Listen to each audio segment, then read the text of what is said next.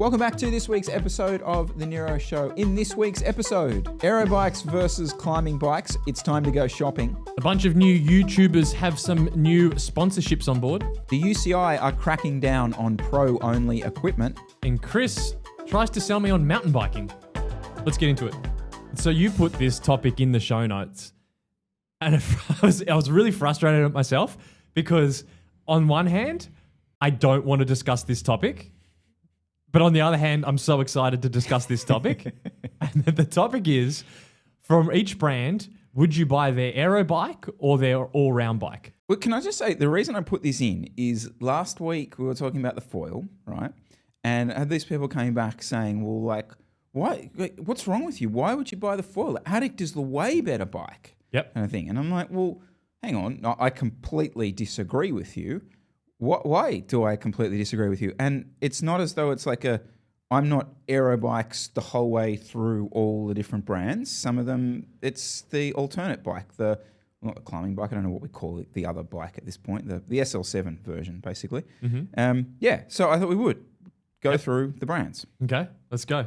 All right, so I'm going to kick it off with the Super 6 versus the System 6. Okay.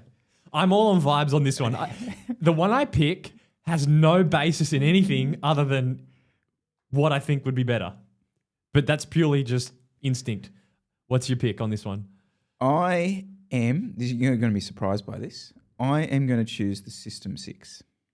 Oh, the Ben Healy effect. The Ben Healy effect. Yeah, he's done it. Ben Healy effect. Yep. Yeah, no, I kind of think I would do something similar, run a kind of smallish frame. Looked at the sort of riding I do, the weight kind of thing. I don't think it'd be that big an issue for me. I really like the components on this bike, and I think this is a massive part of what you're going to see me choose here. I like those vision bars. I like that setup. And yeah, System 6. Okay. I'm going to go Super 6 just because that System 6 in my size, which would be a large, looks like it'd be a bit of a clunker. Yep. It'd be freaking fast on a flat road, but I would not want to ride that on the roads we have in Sydney. So I'm going System 6. I think this is going to be really interesting because like most people would have thought you would choose the big fat aero bike and I would choose the lighter bike. But yeah, okay. Yep. Next up, TCR versus the Propel. Oh. This year, I would go Propel. Looks good. I wouldn't touch that old Propel with a 10-foot pole. That was horrible. But this year, Propel. Yeah, I agree. I'm the same as you. I feel like the Propel probably hasn't leaned far enough. The Propel hasn't leaned too far into the aero thing. The TCR just feels like, can I say it? I've loved this bike for decades. I just feel like it's past its prime. Yep. Sorry. That's a fair call. Sorry. Although I would go TCR rim over a new Propel. Well, you have. Oh, actually, I have. Yes. Yeah. I would still take, yes. I just, but the old Propel rim brake, no chance. Oh, that bike almost like destroyed the aero bike category. At full stop. Yep. Angus Campbell. I remember your orange one. It was absolutely awful. Geez, it had every bad bit, didn't it? It had those crappy brakes, ugly stem thing that was like angled, chunky, ugly tubes. Just ugh. I hadn't worked out the front end thing yet. Mm-hmm. Hadn't worked that out. A bit like the Cervelo S5 rim brake with the weird things going into the top tube. Yeah. All right. Next up, here we go. The Trek Madone versus the Emonda. Cycling Tattooist, you're not allowed to vote. What are you going? Oh, I'm a hole in the chain stays, rear seat stays all the way, 100%. Yep. Same. Yep. Easy one for that. Yeah, I feel like they've almost done a specialized and just the poor Emonda hasn't gotten much love for a few years. I feel like they're really just doing the Madonna. And I really feel like that back end of that Emonda, and I ride behind a few of them. It just looks slow. Do you know what I mean? Like there's bit thick in the rear end. Yeah, a bit thick in the rear end. And it's like, it's not a super light bike, that Emonda. Yeah, no, for me, it's the Madone, or have I written here, the Malone. Anyway. Now, yeah, I know. Here's a controversial there's probably 10 people listening to this. They're going to know who what I'm talking about. Okay. All right, here is this. This we could dive deep into, I reckon. Yep. So it's the brand that's doing that's the hot brand on YouTube at the moment. Yep. The BMC Team Machine or the Time Machine. This is a weird one because I was straight up Time Machine. That thing looks sick, but no one rides it. Even the pro team, I hardly ever see them on the Time Machine. There's got to be something with it. It has a different tire clearance. Because I was looking this up yesterday. The Time Machine only takes 28s. The Team Machine takes 30s, but it's a weird one. So I had a little back look through it, and the BMC vintage, the team when they were running. So when Richie Port was on it, he was one of the few guys running the Team Machine in that squad. Most of them in that vintage of the bike were all choosing the Time Machine. So I think I'm right in saying like 16, 17, 18, that sort of period, the Time Machine was the pick of choice. And personally, I had a Time Machine TM01 time trial bike, which was honestly one of the fastest bikes I've ever ridden. And it was basically the road bike, really, the way it sort of broke down. I don't know. I'm a bit like you. That Time Machine seems to have just died a death. Has the Team Machine? This is really hard to say. Quite Maybe quickly. it's one from the brand. Maybe they just don't have as much stock in the Time Machine, so they're just pushing Team Machine, Team Machine, Team Machine. They're getting the pro team to run it. But yeah, I love the look of that Time Machine. That's like it's up there on my list. Yeah. A brand that I don't know a massive amount about, the Orbeyers. So their splits, the Orca and the Orca Aero. Any thoughts on that? Oh, I've only seen the Orca. I can't even think of the regular one. The Orca Aero I've only seen from the GCN videos. Yeah. So I'd have to go with that because it's the only one I've seen. I'm the same. There doesn't seem to be a massive difference in the weight as well between the two. So I'm happy to go that route. Aero versus Ultimate. Easiest decision ever. Yeah. Aeroed. No, I'm the same. That is meh. I'm sorry. Sorry, vegan. I think maybe it's a good gravel bike. Yep. I don't know. I just don't like it. It's not doing it for me. Yeah. Is it even worth bringing this up? The S5 versus the R5? Well, I think it's almost now the R5's. Do they even do it anymore? It's more like S5 versus the Soloist. I'm gonna go. I just feel like that's that true. S5. No, it probably is S5 versus Soloist. You're right. That's a better comparison. I know from some of the guys that have the S5, getting different handlebars to come in narrow is really hard to get stock, or different stem lengths. So I'm almost going to go the Soloist. It looks pretty good. It looks decent. I'll be honest. I've been influenced on this one. Mm-hmm. Jeff's influenced me. Yeah. Yeah. I rate it. I rate that Soloist. I could get around that. Definitely. It kind of harks a bit back to the what was the team at the point, the Saxo Bank sort of squad. I like that kind of look. Yeah, no, for me, I reckon I could get around that. So then I look back at this list and I go, okay, what version of these that had a rim brake model would I still pick over the current 2023 disc model? Ones that come to mind, the S5 with the rim brakes, I would still pick that because that was a pretty modern frame. It was only a few generations ago that they had that. Can I throw Bianchi Specialisma? I would choose the rim brake version every day of the week over the... I don't even know if they still do that disc brake version of the Specialisma. No. Yeah. Yep. Yeah, that looks real nice. Also, the Madone rim brake, I still think that was pretty quick. Brakes, possibly, the one that had the flaps? Yeah. Potentially a pain in the ass to live with, but I think wind tunnel wise, that thing rim brakes, I reckon it's probably faster than the disc model. Yeah. Go that one. And the other ones, probably a bit nothing really else. There was a disc brake Venge, wasn't there? Yes. Yes. Yep. I would choose the rim brake Venge. I still think there was no rim brake. There was only the last rim brake Venge was the Venge Vias. Ah, yes. Which was the brakes didn't work. Yeah. Yeah, so you probably wouldn't pick that one. No, thank you. This whole discussion, though, I find is a bit funny because I was looking at the specs on some of these bikes and the brands want to sell the aerodynamics, but they don't really care how aero you are when you're actually riding it because they're still speccing these bikes with, in my size, The narrowest I'm getting is 42s. Most of the brands are coming with 44. So the Propel, for example, in a size large, comes with 44 centimeter wide bars. What's the point of riding an Aero frame if you're driving a bus? And they're still doing it. The flip side of that is, well, from my end, I'm on a smaller sized frame, so I can get a slightly narrower handlebar, but they come with a 90 mil stem. So you have these ridiculous 40 centimeter bars with a tiny sort of stem option. So it's like you go to all this trouble to talk about how much faster your frame is going to be at 40 kilometers an hour, and then you ask us to ride in a massively upright position or essentially ride a bus. Yeah, I don't know. It's really frustrating. So I went through almost all the bikes here and none of them come with an Aero setup to actually be fast when you ride it. So the only ones that stood out for me that we've mentioned here before was that Ribble Ultra, that hyper looking bike. That came with very narrow bars. So points to the bike probably rode pretty badly just looking at it. Yeah. But they were really thinking about aerodynamics, so that was good.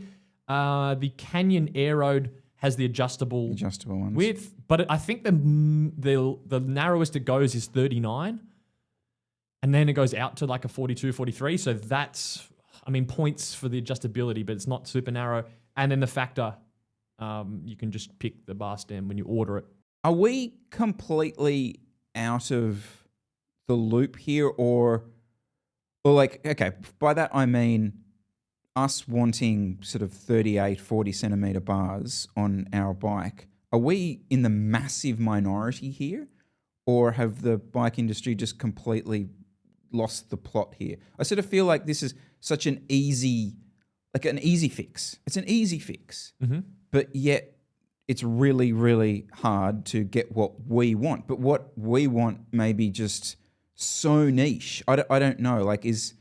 I'm operating in a small circle, but for most of the riders I coach, they're all wanting or have narrow bars.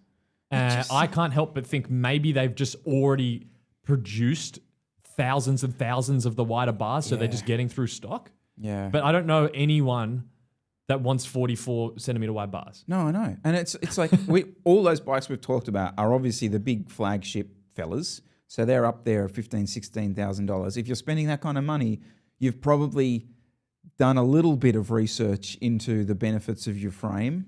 It just seems like, maybe you're right. Maybe it's just a stock over light, but it's only carbon bars. They're churning those out in China every 3 weeks. I was chatting to a rider. He's gone full tinfoil hat, saying they're leaving that up their sleeve. So the SLA will come out and it'll be max bar with 38s. Most will come with 36s, so they can save 5 watts off the wind tunnel test.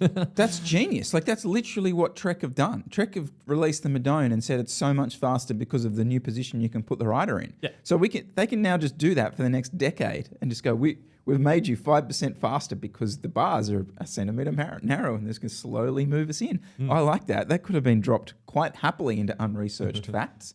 But maybe it's research. I feel like this is one we need to get for Grant when he comes on. He'll have some insight into the shops as to, why are we still getting 44s? He might have a different take on it. Because you asked him in our last chat, what happens in this scenario?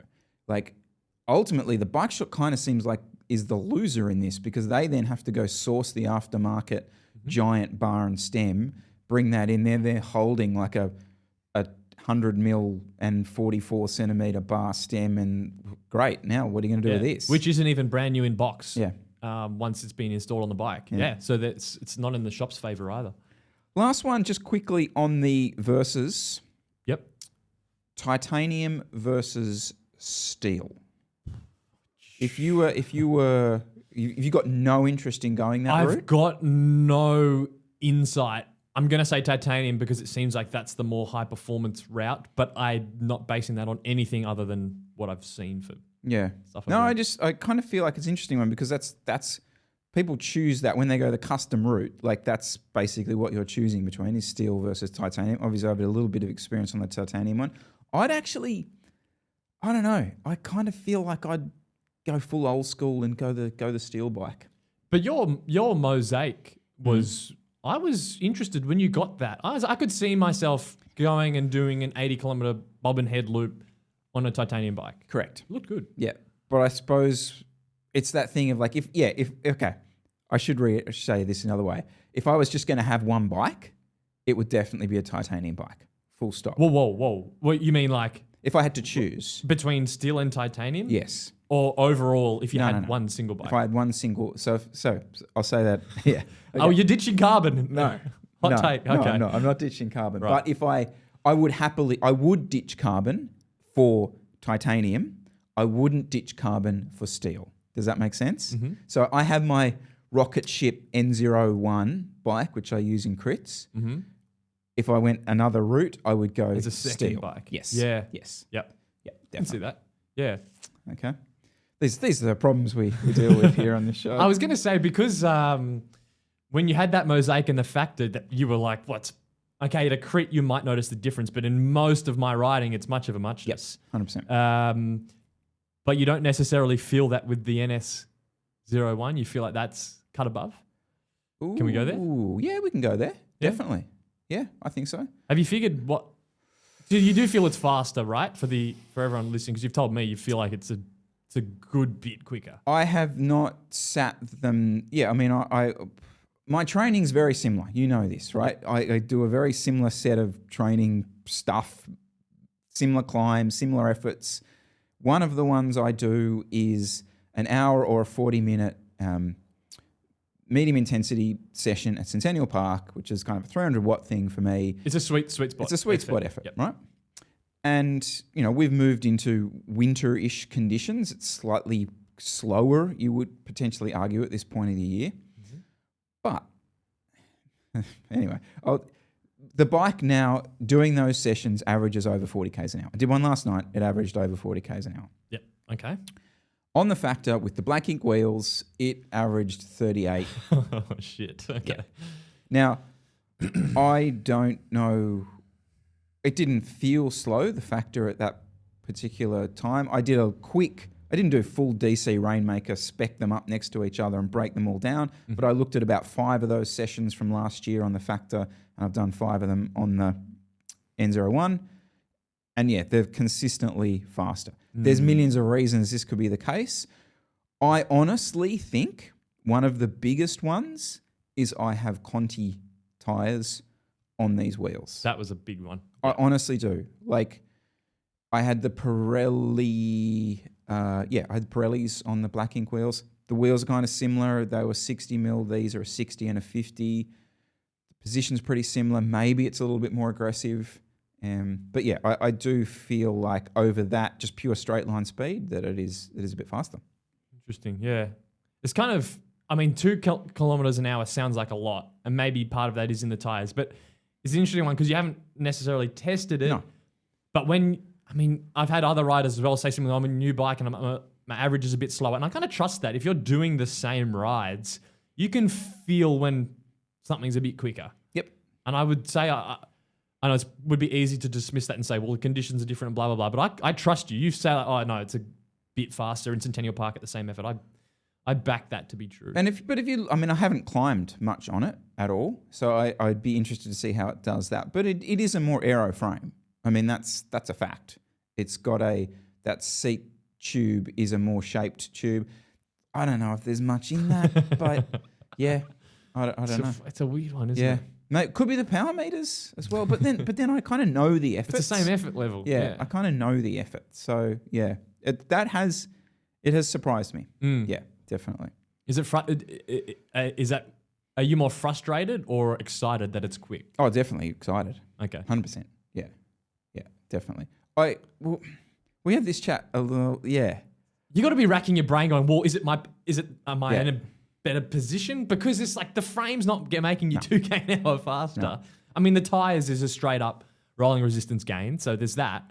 Is that giving you an extra 1.5, 2K an hour? Doubt it. Don't know. Yeah, and I'm running and I kind of take away from the aero gains of the frame by putting like the phone mount on the front and like that light mount thing. Like, I'm soaking up watts, and which I did on the factor as well. So it's like, yeah, but I still can't get over it because the conditions at this time of year are slow in there. They are. You get that sort of southerly sou'wester, which does slow your laps up. And cold temperature. And it's colder temperatures. Yeah. So no, it's certainly been a same head unit. So it's not like that can sometimes sort of change a little bit, I've noticed. But yeah, interesting. I don't know. Yeah. All right, let's keep chatting about bikes, Jesse Coyle. A few fellow YouTubers have made some sponsorship announcements recently.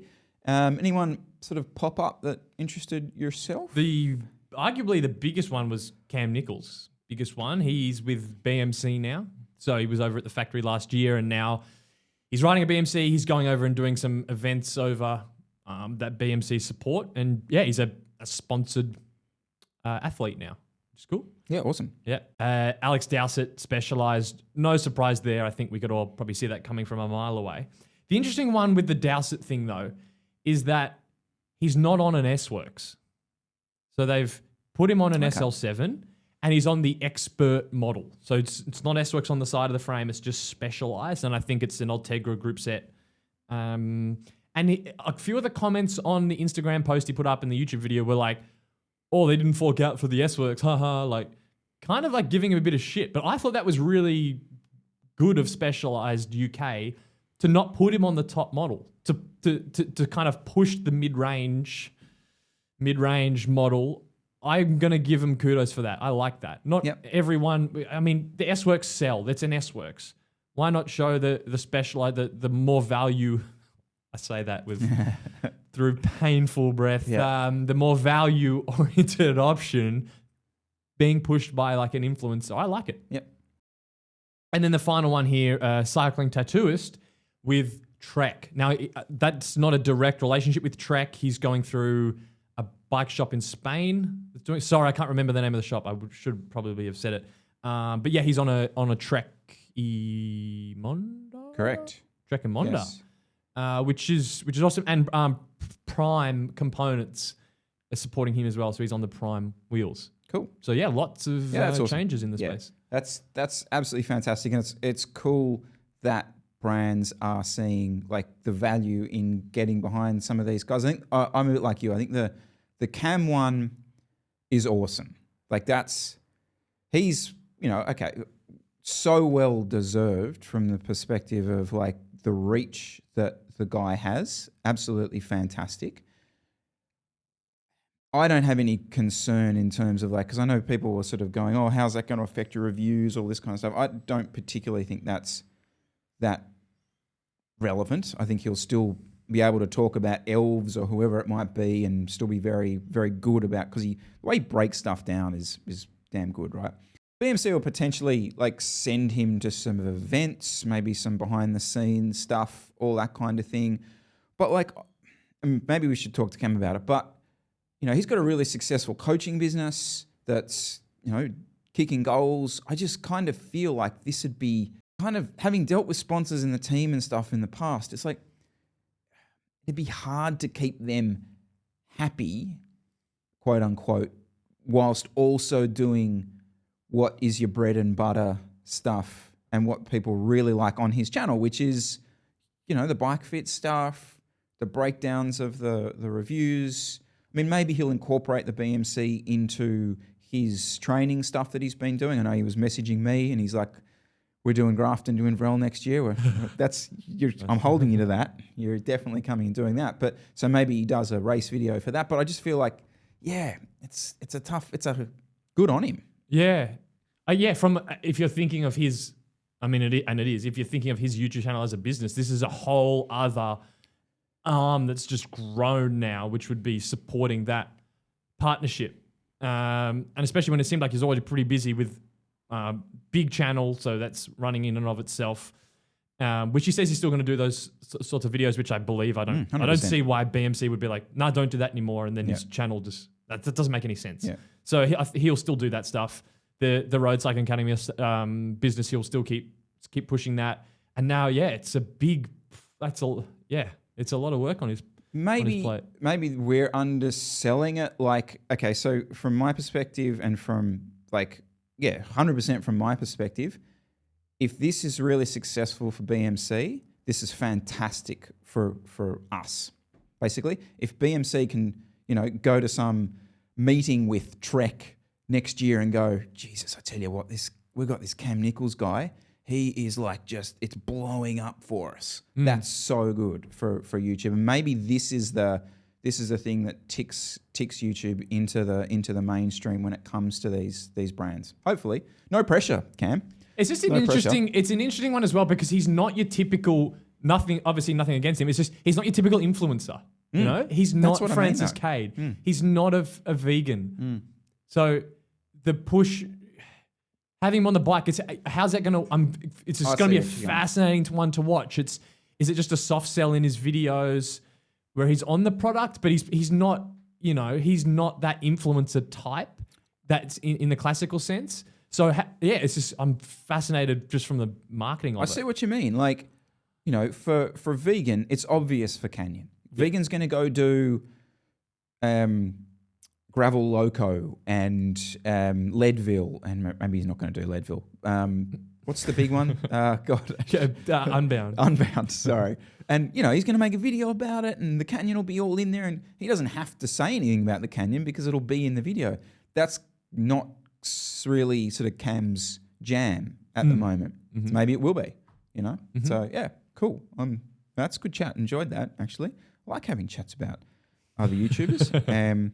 Just quickly on the Dowsett one, I've got I don't need to premise it, but good on him, fantastic. But I think the pushback, and you did see a little bit of that in the comments, was based on how predictable this was from the video that he did that we commented on, or you commented on. So you don't have to say anything. I'll do this. I'll do this one. All right. And again, it's not I don't think this is necessarily his fault, but it comes, and we fall into this trap all the time.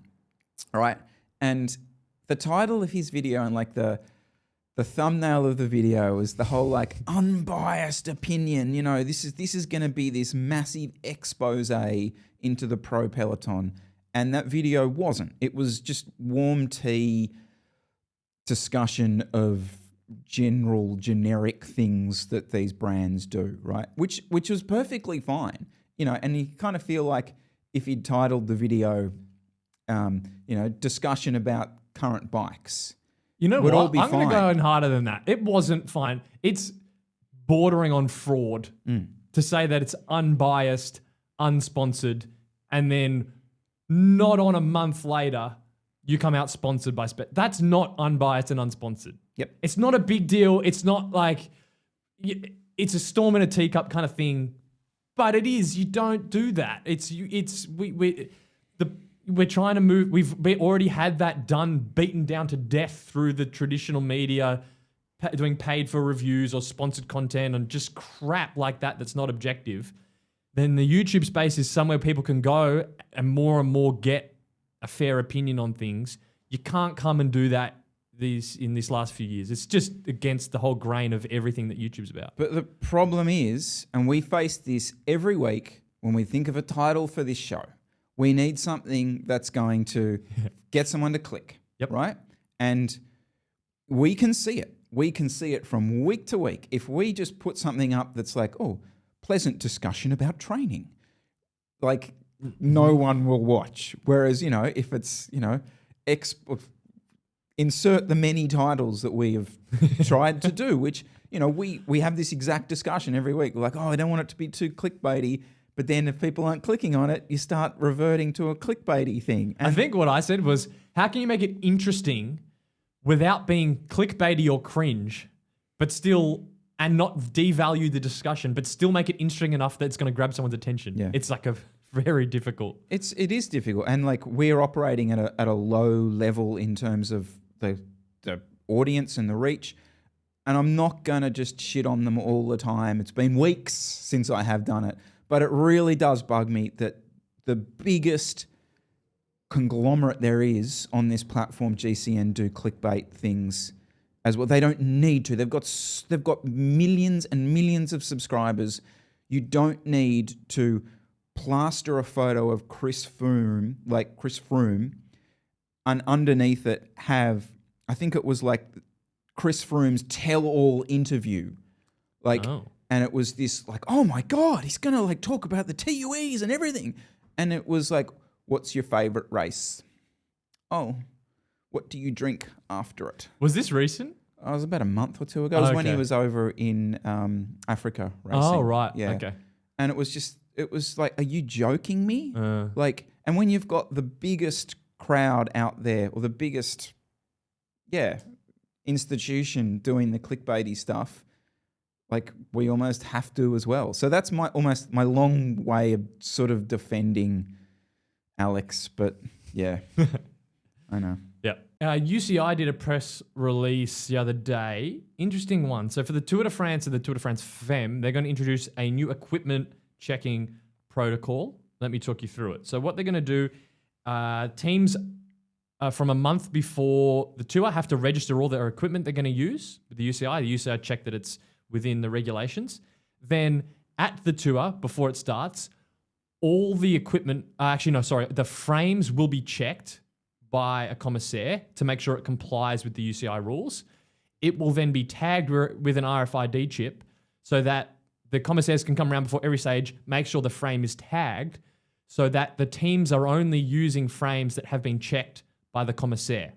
So what this is trying to do is make sure that teams aren't using equipment that doesn't follow the UCI rules around, being available to the public or that's the main one, isn't it? The frame, the equipment you have, something along the lines of the equipment you have to use needs to be available to the public in the year that it's used for sale. And it seems like teams have been absolutely taking the piss with that rule.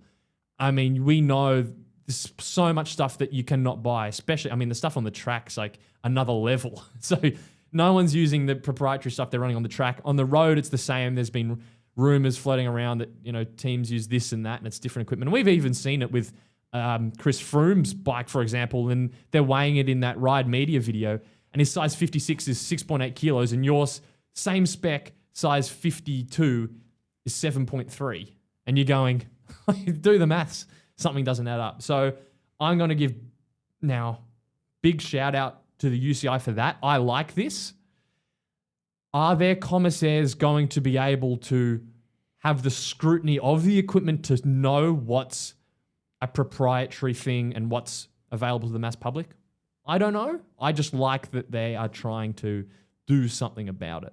Fake news. Fake news. Fake news. Okay. 100% Tell us. Fake news. So much grey here that it's not only going to be impossible to enforce, it's that there's no way of even taking it back to what meets the UCI level. So, okay, there's obvious things that you can pick up here, which will be the 3D printed stuff that's all over the front of time trial bars. Yep. Whatever, I don't give a shit. All right? Okay. The Chris Froome thing that you referenced, that purely comes down to, okay. It purely comes down to this thing of, yes, it probably was from an Ostrovam mold built somewhere in a factory somewhere that was probably built specially for Chris. And when I say built specially, literally someone probably pieced and laid that carbon down. And what did they do to make it special? They probably put less layers of carbon in certain areas to shave grams off. Now, that therefore reduces the overall weight of the bike, and maybe this is where the grey is, right? It probably still adheres to a UCI policy to pass that indication. It doesn't.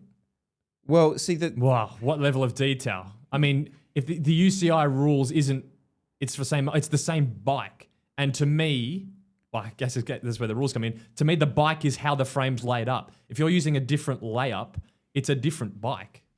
It'll be the same, yeah. Even though it's the same mold, what's the UCI approval process? Is it for the mold or for the layup? Crap. As if they're going to be sitting there in a factory going, no. That one that you built for Chris, you put 16 layers around the head tube, and you only put 7 there.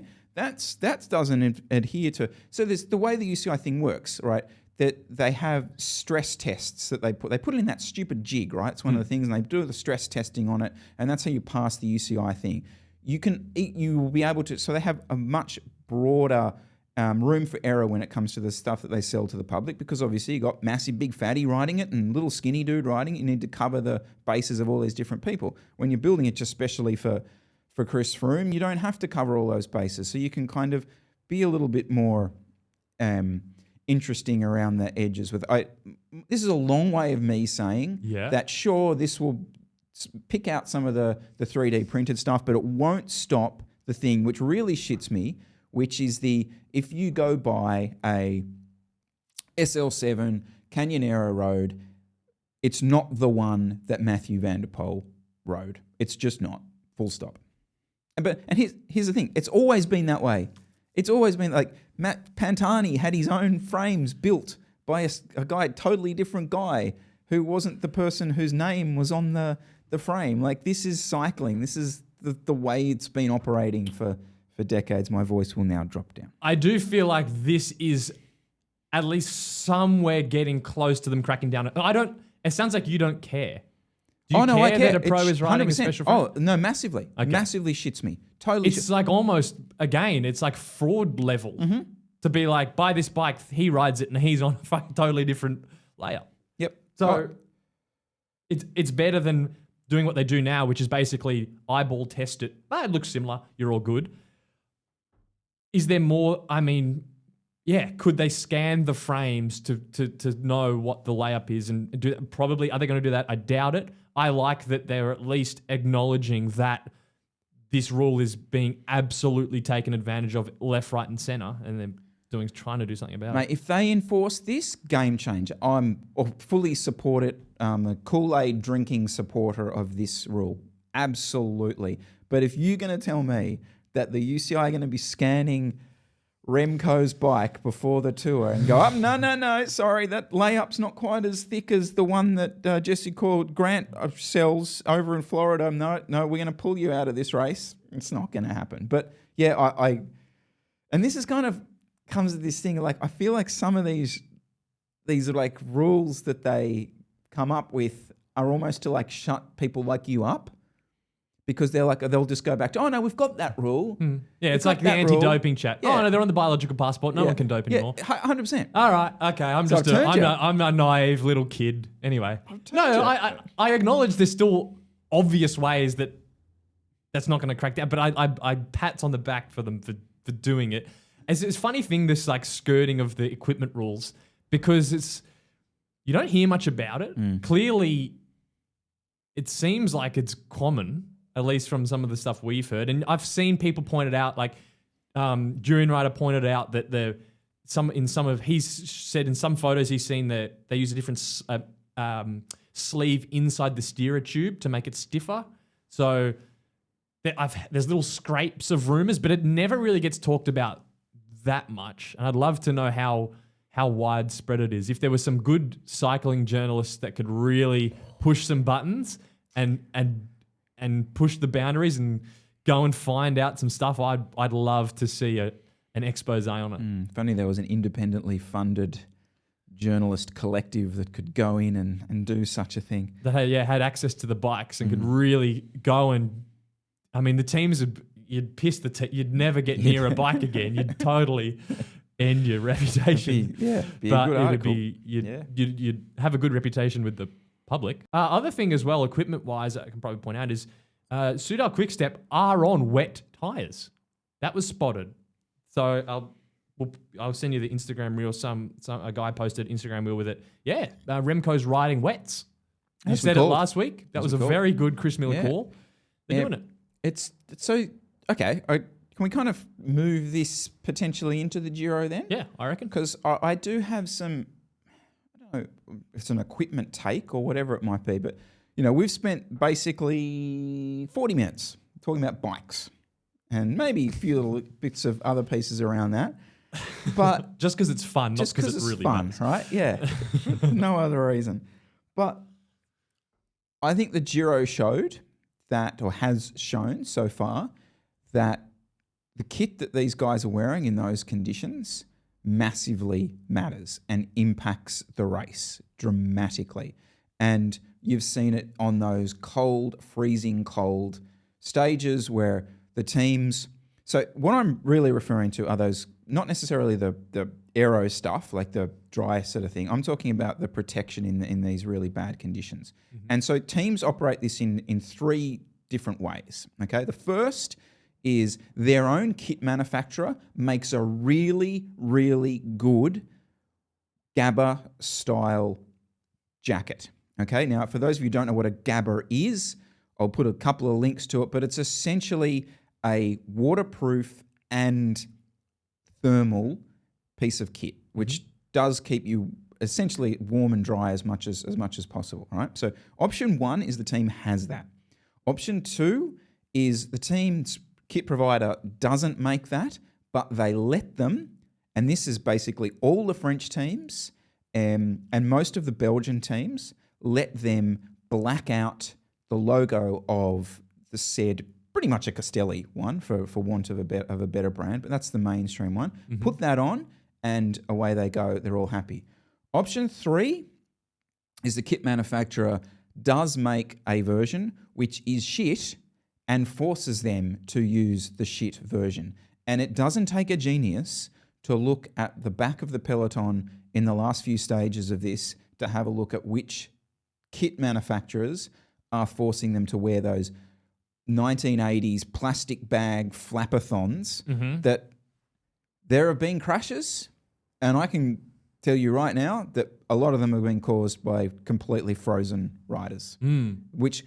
So that's the alternative. If you don't have a Gabba, you're running just the flappy rain cape. The flappy rain cape. That's it. Okay, right. So it's pretty obvious to see. The interview with not Trenton, the Demarchi, was it? The Jaco Alula rider. Yep. So he had what looked like their kit branded one, but it wasn't actually one. It was a Castelli one. And he had a pretty good day out. Jaco have ridden pretty well through these conditions without an actual Gabba style jersey in their arsenal, I suppose. There are other teams that have been forced to run the flappy 80s one, and it matters. Like, I just feel like the BioRacer one, it's not great. It's not great. What's the difference?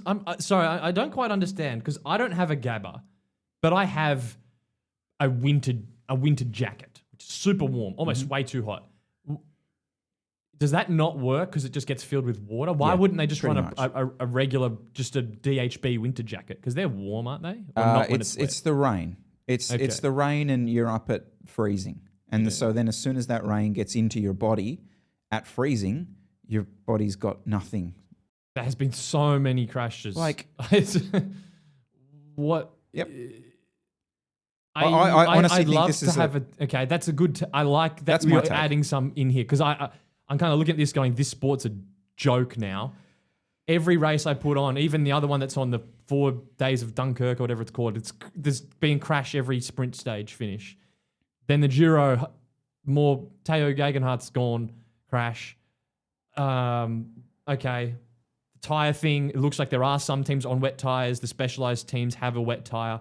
That's cool. The getting cold, less grip, can't feel your hands, and you bin it, slide out.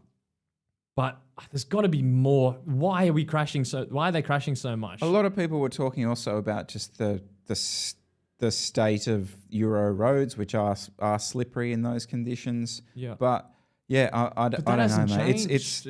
It's been really disappointing. It's combine that with... Oh, can I just quickly on the Giro?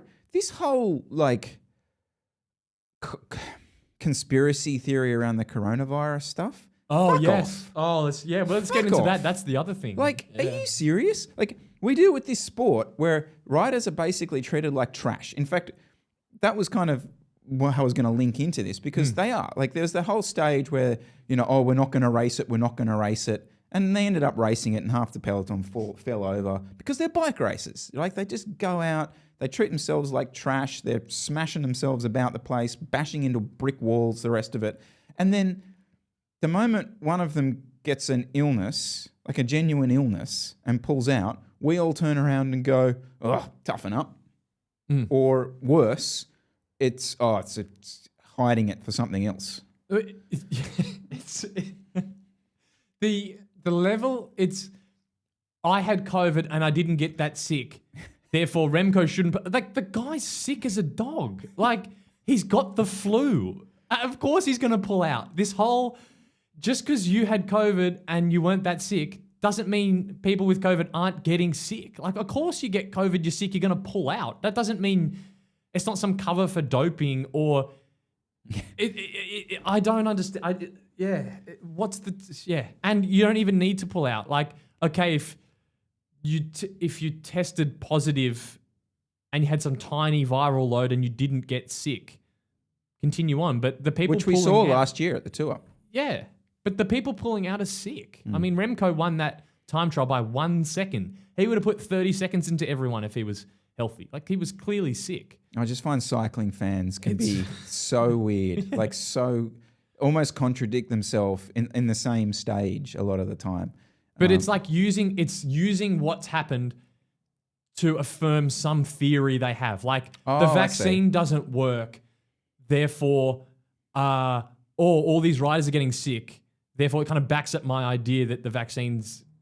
I mean, you can have a go... I mean, the vaccines clearly don't stop it, but the anti-vax side of people... Not anti-vax, I hate that word, but the people that were skeptical of the COVID vaccine see COVID still ripping through the peloton, and they're like, yes, this vindicates me, I'm right. Oh, gotcha. Or even the slightly more niche one, but like riders are sort of doping and then, it's a fake COVID positive to leave because you had like that conspiracy. It's just, how about they got COVID and they were sick, so they're not going to continue in the hardest physical test on one of the hardest physical tests on earth. Like, yeah.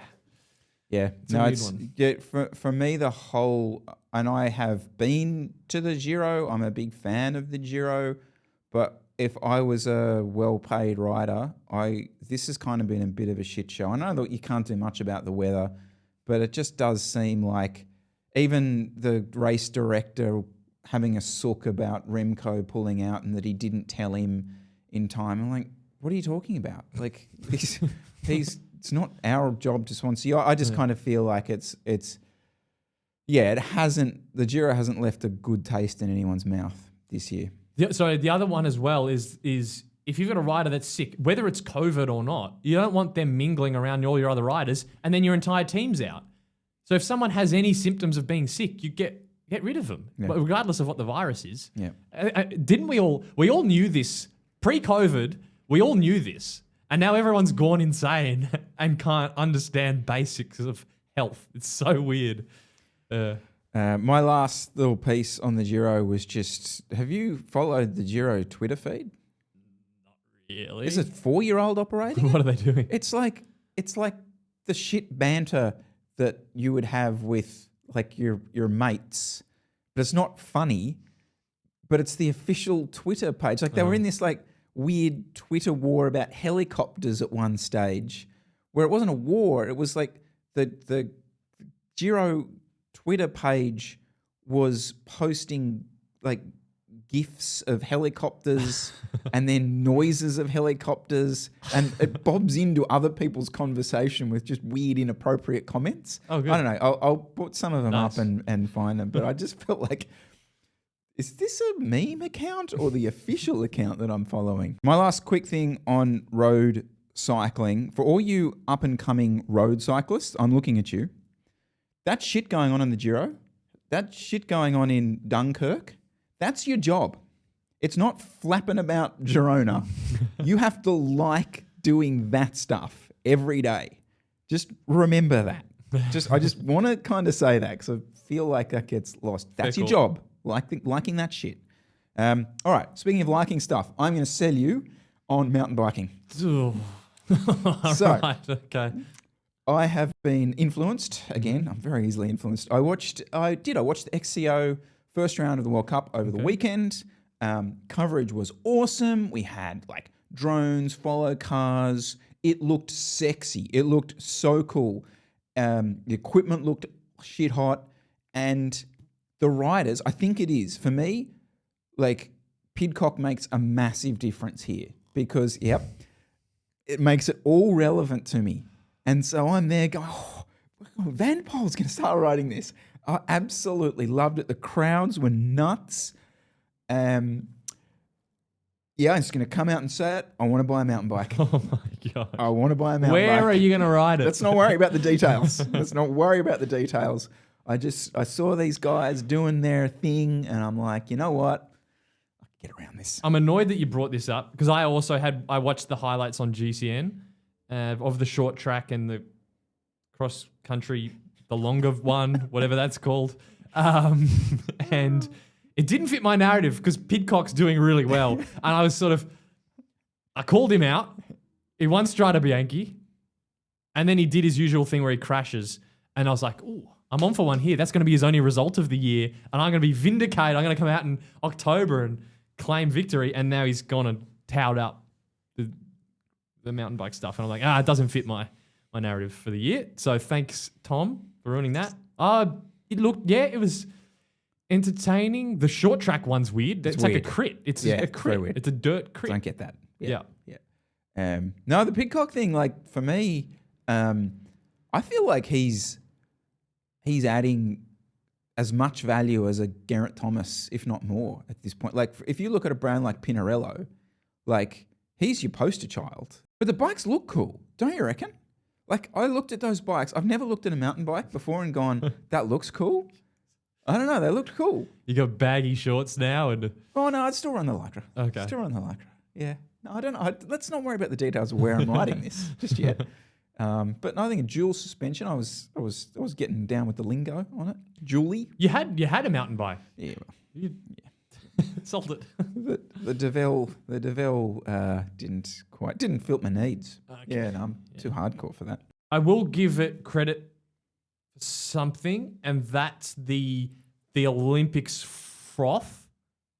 Just my sort of background, I froth the Olympics. So the fact that mountain bike is more meaningful at the Olympics, I'm like, it's epic. The road at the Olympics, still a massive deal, but not as big. So yeah, when it come Olympics time, then yeah, I'll buy in because it's, that's like making someone's in life if they can do that. That's a bit like triathlon for me. It's hard to that was a World Cup, so it wasn't the World Championships. So that's like, there's obviously a series of World Cups, and then there'll be like a winner of the World Cup, and then that's different to the winner of the World Championships, who's going to be different to the winner of the Olympics. So yeah, it is hard to probably get, but then again, try and follow road cycling and work out sort of what's relevant across the realm. But yeah, totally agree. Olympic froth is the highest form of froth. Okay, moving on to unresearched facts. I only have one for you this week. Mm-hmm. Uber Eats riders have The big topics. improved relationships between cyclists and everyone else in general. Hear me out. Here's my theory. Okay. So, Uber Eats riders ride like clowns, most of them. Whatever, up footpaths, run red lights, sometimes on stupid roads, etc., etc. We've all seen it. But when the average motorist sees it, I don't feel they get the same anger as seeing Jesse Coyle run a red light or something like that in Lycra, okay? Because, and I actually don't know the actual mindset behind it, but it's not that they have placed an Uber Eats order themselves that day, but they kind of, there's some connection there between, well, I've used Uber Eats and I like it when my sushi arrives on time or relatively on time, and it annoys me when it's not there. Or this guy's kind of doing that as well. Fuck it, let him run that, don't care. And I feel like there's enough of them now, especially like in full metro CBD areas, that they're kind of running around all over the place and everyone's just like, kind of got used to it. And I feel on the road that I cop less, because I lane filter through the city. Hate down below, whatever I do, a lane filter. I cop way less shit for that. Yeah. Okay. I got two things on that. Firstly, I think they get away with a lot more because, well, firstly, they're working. So people are like, well, they're trying to earn a buck. Whereas seeing us riding around is like, oh, look at this bloke at 1 p.m. on a Tuesday riding around his Lycra. What a dickhead. Yep. So they get off with that. But also, for everyone that's almost been run over on a footpath by a e-bike rider, we're like, oh, look at these orderly fashion on the road. We're not a pest at all. We're like saints compared to some of these delivery drivers. So in comparison, they're doing us a favor by being so dangerous. Yes, it's a different take than mine. Different take than mine. But you're saying that people are more accustomed to just having bikes chopping around left, right, and center. Just seeing more bikes and seeing more bikes doing stupid shit, really, is kind of just going... Oh, makes my stupid shit not look as bad. There you go. Basically. Yeah. So, that's... Fact. It's a fact. Certified. Nero certified fact. Stamp. Done. All right, last week we had a bit of crit beef, which sort of blew up. So we'll just quickly have a bit of a chat about it. All right. So Justin did reach out to me. We quickly talked about the crash. He clarified with me that the guy in the blue did go on and crash, which was one of the questions that we asked. Yep. All good. And then the kind of where it went from there got sort of a bit weird with him criticising Jeff. I will say, if you're going to criticise someone, Jeff's not your man. Like, very sort of articulate, professional, well-balanced sort of guy. I'd pick your battles somewhere else. But that's kind of what I want to talk about, is like the picking your battles thing. Because clearly with Legion, like their whole brand is us versus them, right? And I don't know anything. That's why I asked the question in the first place. It was like, can you criticize Legion? I thought they had this massive following and it was like just them and then this tiny little other sort of group of people. Clearly the comments show that's not the case. That there are a lot of people that will not necessarily just agree with what Justin was saying against Jeff, but just generally sort of Legion. So my only take on this, and this is like this has to be personal from me, from my end, and that's from someone who has run a Conti team that was domestically around the place, that kind of thing. The us versus them mentality is real. It happens, and I'm not saying we're on any level to what that was, but it really develops. It develops not only against the people that you're racing against, which probably it should be, but you start like this full us versus them against like the governing bodies. I can tell you that was the case for me. It starts with your sponsors. It becomes an us versus them with them when they start stuffing you around. And what's worse is it becomes like an us versus them a little bit with your own riders. And the whole frigging climate is just toxic. It's nasty. And personally, it's taken me a long time to get away from that and that whole toxicity of it. So the only reason I say that is you look through those comments, what he was saying was clearly aggressive and over the top, but it kind of just buys in more into this thing of everyone hates us, we'll fight against you type thing. And again, very, very tiny sample of what I found towards the end of our team. I kind of got a little bit of that of just... if someone said anything against Nero, I would have been like, like it could have just been like positive criticism. I don't know. I'm not trying to defend him, but I'm just saying that that's a mindset that's kind of easy to happen because no one, it's a pretty, domestic bike racing, whatever. You got anything? I just kind of wanted to say that. I've got plenty to say. I just don't know if I can be bothered. I just don't. You're racing crits. I just don't, even bringing it up again. It's not that. It's almost giving too much credit to the whole thing. So I don't know. It's just fair enough. Honestly, guy, I can't. Yep. I don't have the energy. Fair enough. All right. Cool. Okay, thanks so much for watching this week. If you can do us one favor watching this episode, it is to send this episode or any of our episodes on to one mate who is maybe not on YouTube. That would be a big, big help. All right, guys, we will see you next week. Jesse Coyle. See you then. See ya.